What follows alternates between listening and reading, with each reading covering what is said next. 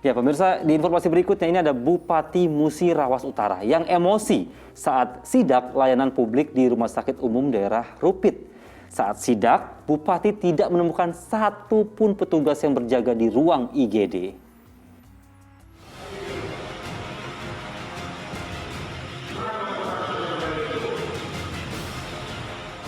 Inilah rekaman video saat Bupati Musirawas Utara sidak layanan publik di Rumah Sakit Umum Daerah Rupit.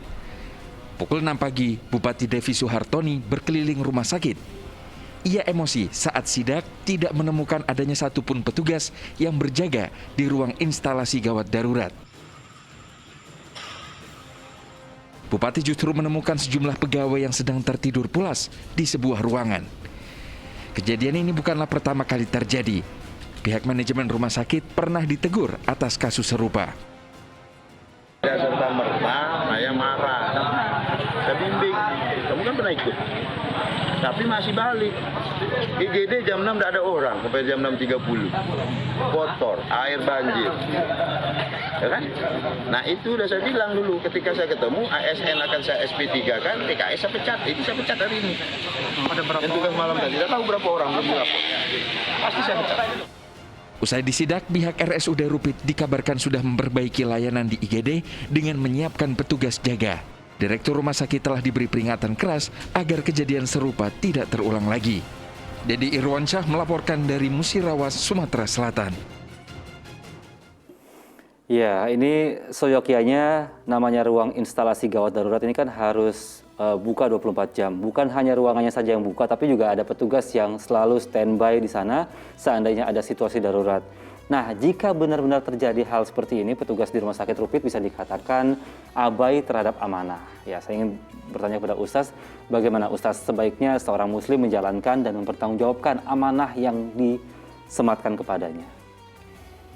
Ya, kita lagi-lagi prihatin ya bahwa seringkali umat muslim itu gagal paham ya. Mereka hanya memahami yang namanya ibadah itu dalam bentuk ritual ya, padahal ibadah itu bukan hanya bentuk-bentuk yang namanya ibadah vertikal atau ritual, tapi yang horizontal, ibadah sosial ini juga sebetulnya tidak kalah pentingnya begitu ya.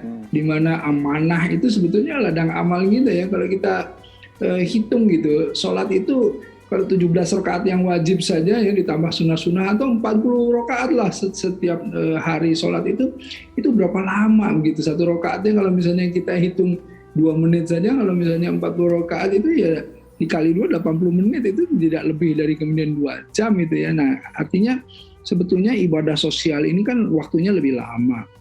Nah salah satunya yang termasuk ibadah sosial adalah pekerjaan. Ya, pekerjaan kita ini ibadah gitu. Jadi kalau amanah itu kan sebetulnya artinya kata dasar aman itu di mana seseorang itu merasa aman ketika menitipkan sesuatu kepada seseorang itu. Apa yang dititipkan? Yang dititipkan itu luas sekali gitu. Salah satunya apa? Ya pekerjaan tadi begitu. Nah karenanya kalau misalnya dia tidak melakukan pekerjaannya tidak dengan baik ya artinya dia khianat. Lawannya amanah kan khianat. Kalau sudah khianat, masuklah dia kepada ciri-ciri orang munafik.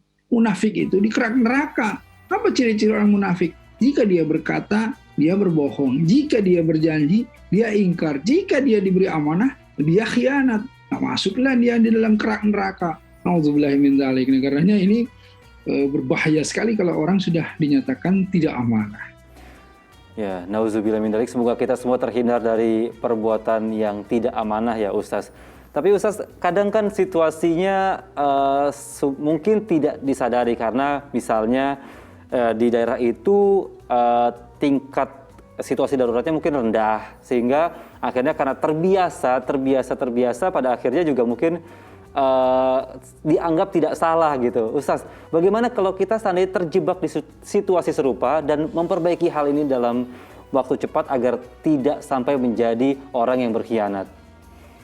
Ya tentu harus ditegakkan aturan ya. Seperti tadi kan sebetulnya ya kalau misalnya tidak ada mau istirahat ya boleh kan, tapi ada dokter jaga gitu kan, bergantian lah menjaga gitu. Itu sistem aja sebetulnya, mudah saja gitu. Jadi tegakkan aja peraturan dengan benar ya. Tentu pimpinan-pimpinan yang tadi saya juga salut juga ya, mesti ada sidak dadakan gitu ya. Mungkin ya harus kemudian setelah sidak di bagaimana sistemnya dibuat ya, mungkin dengan CCTV dengan segala macam gitu, agar supaya timbul pengawasan yang baik begitu kan. Janganlah bupati terus-terusan sidak karena kan pekerjaannya juga banyak gitu. Tapi ya dari manajemen ya atau dari pimpinan-pimpinan rumah sakit tersebutlah membuat sistem pengawasan yang baik. Saya kira itu mudah sebetulnya kalau memang kita berniat untuk memperbaiki.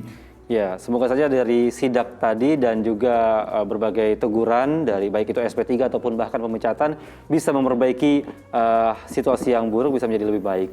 Kita beralih ke informasi berikutnya.